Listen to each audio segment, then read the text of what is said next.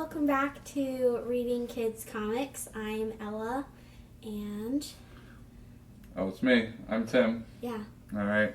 Today we're reading... We got 2 books. Bonus episode. No, we've done 2 books before. Anyways, 2 books today. 2 totally different, but by the same cartoonist. Mm-hmm. So, first one. Superman Smashes the Klan. By Gene Luen Yang. Nailed it. We have no idea. We think that's how you pronounce it, but you Yes. nailed how we think it's pronounced. Alright, so Superman Smashes the Klan. Yeah. Tell us about this book. Like, how did you get the book? What's it about? So I remember this very well.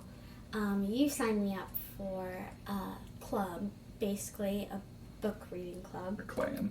Yeah, whatever. And every month, right, they send you a book and you read it, and you have an option to go on a Zoom meeting and you get to meet the author. And so the book club, it's kids. Well, there's a graphic novel book club, and then there's a kids graphic novel book club put on by Comics Experience, and that's Comics, C-O-M-I-X, Experience. It's a San Francisco comic book shop, and so they select a very new book each month, and you pay them, and then they ship it to you. yeah. And They it's been cool. yeah. What? I was gonna say they also give you like there was another one, Primer. It gave you a page that you could color, I'm pretty sure.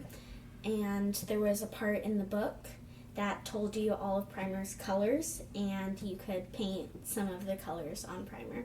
Yeah. And for Superman Smashes the Klan, Gene Luen Yang signed this little book plate, and you could put it in your book. Yeah. So you also get we've gotten 2? Yes. Is it just 2? Yeah, just Okay. you also get We got a pin and a a magnet. magnet. Yeah, and both ones. Yeah. So we've got a series of pins and magnets. Yeah. So it's like $15 plus a few bucks for shipping. You get a brand new book every month, and then they do a Zoom call with Gene Luen Yang, and we don't know who did Primer. We're not reviewing Primer, so we don't need to know that. We've missed all of them so far. Yeah. We've had something going on that we couldn't get out of. So Superman Smashes the Klan, and a sales pitch for the Comics Experience Graphic Novel Club.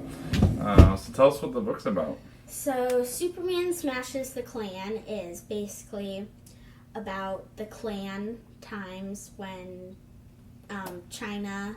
when immigrants were not greatly treated very well in the area, and the Klan of the Fiery Cross is what they called themselves, threatened them and burned crosses in the front of their yard and tried to hurt them in any way.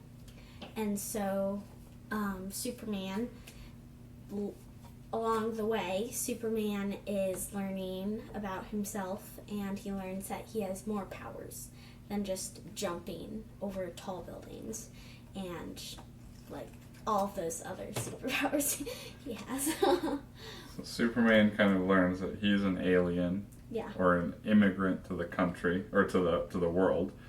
And alongside this story of Superman is a story of a Chinese family who comes to Metropolis. I was going to ask what city it was in, but it's Metropolis.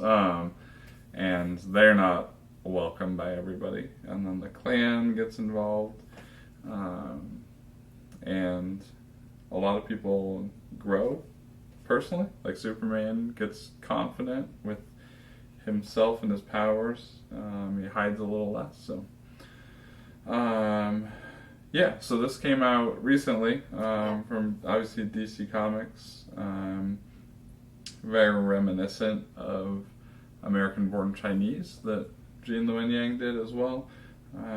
So Gene wrote this? Yes, he wrote this. The art? I'm putting her on the spot here. She's not going to be able to pronounce this. I can't pronounce it either. Gurihiru. I think it's a K. No, it's an H. Gurihiru. It's a studio. So Hiru. We should probably figure that out. It's a group of artists that work together under the studio name. So it's not an actual person's name. Cool. So they did the art, he did the story. What do you think? I thought it was really good. I'm not like a big Superman fan. No, not at all. No, but I really enjoyed it, and considering that I don't really read Superman books, so. You don't really read superhero comics? Except for I read DC Superhero Girls sometimes. Yeah. But that's about it. So yeah, this is a nice way to get Superman in front of young readers who are more used to like what we've been talking about on the show, Smile and stuff like that. So awesome job, DC, letting Gene Luen Yang do something like this. This is definitely outside the norm, and I know it was decided to do this long before the current, racial tension in the country, but perfect timing to be able to teach about something this important. So Superman smashes the Klan. So we still doing ratings? Are we still doing 5-star ratings? I guess. You don't have to. I know. It's our show. We can do whatever we want. What do you want to do? Um, We're not going to edit this out, by the way. So. We'll do 5-star ratings. Okay. How many stars does Superman Smashes the Klan get? I would definitely read it more than once. Like, I know I've read it again for this, and the first time I got it, I read it, and I thought, I'm probably going to read this. Yeah. That's pretty cool. That's not a number. I know. Oh, okay. But I would probably give it a 4 or 5-star rating. Okay. For the story, for me, for the story, the art, the craft, how well it was done, all of those things, yeah, 3 or 4. I always rank a little lower for importance and being just a perfect book to let kids learn about something like the Klan. 5, 10, 15. Off the charts. When I first got it, and I was like, oh, we're gonna read a comic book about the Klan. I was a little leery, and I wasn't quite sure you were ready for that kind of topic, but it was very well done. For, I'd say, you're what, 10? Yeah, I'm 10. 10. Just recently turned 10. Yeah, just turned 10. So I would have been fine giving this to you 2 years ago. Probably 8. Okay. Yeah. Don't be scared off by the topic if you've got kids that are reading books. So, and since this was your and mine first time reading a book by Gene. Yes, it was. Yeah. So, I didn't know he existed. I've been trying to get her to pick up at the library Boxers and Saints for a long time, and she just kind of brushed it off. So this was a great way. I remember that. Exactly. Because you didn't want to. So it was cool to see this, and then I was like, oh, now you'll read something else by him. And so I picked this up for myself, and am happy to have done so. So we got a second book we're going to talk about. Gene Luen Yang's Dragon Hoops. It was so good. Right, so this is Gene everything. Yeah. He's doing the whole book. And it's in his kind of cartoonish style, but it's a documentary. It's a documentary about the high school basketball team that where he taught in California. And along the way, one of my favorite parts, I'll let you talk about it, like the little vignettes that happen throughout the book. So you've got your main story, and then every once in a while you need to know something because you don't know anything about basketball. And so... Oh, yeah. Okay. Now I didn't know what vignettes mean. So. Vignettes, like a little sub-story inside of the main story. Yeah. So some of the vignettes were the history of like the invention of basketball. Mm-hmm. So we learned how the game was invented, who it was invented by. How women's basketball started. Yes, women's basketball. That was a really good story. I liked it. Basketball in China and the Yao Ming kind of story. And the non-Yao Ming, so some other characters that were shadowed by him. This was fantastic. It was fantastic. I love basketball, so I'm a little biased. So to read a book about basketball by a kind of a wonderful cartoonist like this, but you don't like basketball. You don't really care about basketball. I'll play it with you in the driveway. I just don't like. It's not my favorite. She won't sign up for basketball. I signed her up. This was fantastic. And what was your favorite part? I think we both had the same favorite part in the whole book.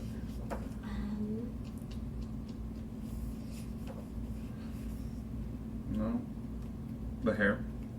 The hair? Well, no, that wasn't your favorite. We talked about it. It was funny. That part was funny. It was a funny part. All right, I won't make her say it's her favorite. There's a part where Gene is talking to a character, and the kid's like, "Hey, thanks for showing me some pictures of the book you're working on, but you're messing my hair up. It's more like flat instead of like pointy, and so when he says that, Gene makes the guy's hair flat instead of pointy like it was." And then on the next page, Gene says, "Yeah, I'll work on it," and then it turns to bumps instead of the points. So, the kid, while he's talking to Gene, each panel, his hair changes a little bit as he describes what he wants his hair to look like. Yeah. It was a cool fourth wall break in the book. There were a lot of things like that. Yeah, there was. That were a lot of fun.